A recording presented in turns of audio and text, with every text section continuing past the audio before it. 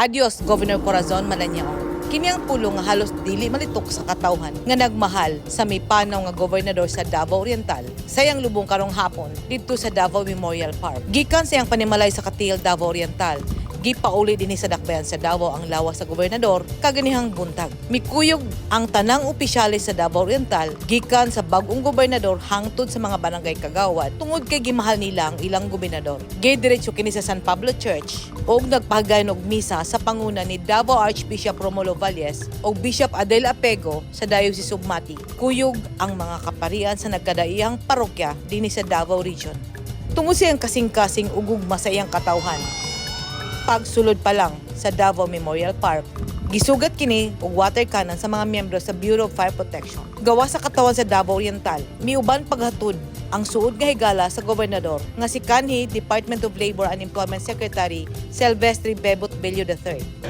Di ba ito mauna The Cora is not only a public servant, he is a true and loyal friend.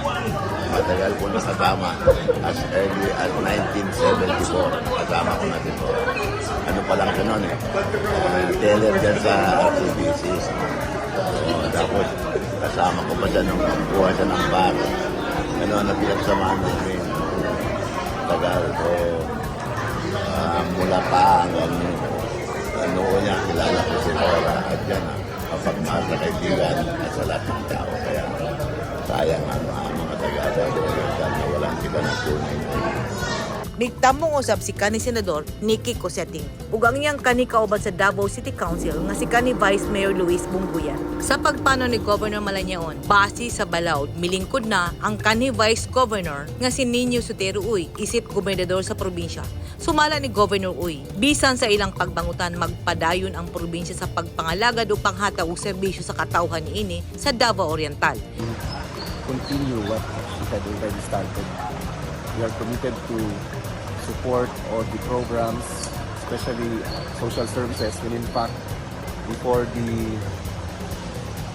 body of Ma'am Cora was brought to Katiin, I have already instructed her social services in charge, in the person of Rhea Caraval, to continue with what she had been doing for the past, especially during the time of Ma'am Cora.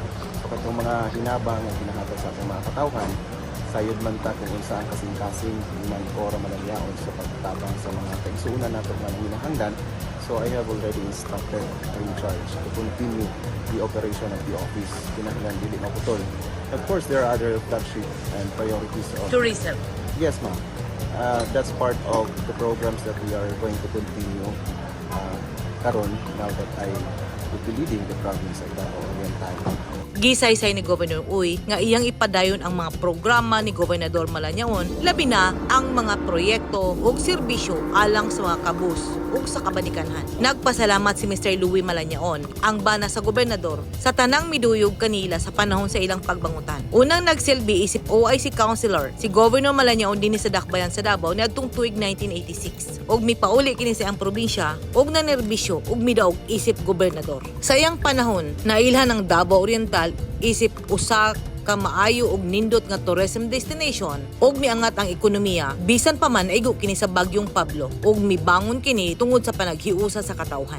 Kapin sa duha ka dekadang nanerbisyo sa katawan si Governor Cora Malañaon. Namatay kini niadtong Hunyo 28 sa hapon tungod sa sakit sa kasing-kasing sa edad ng 73. Adios.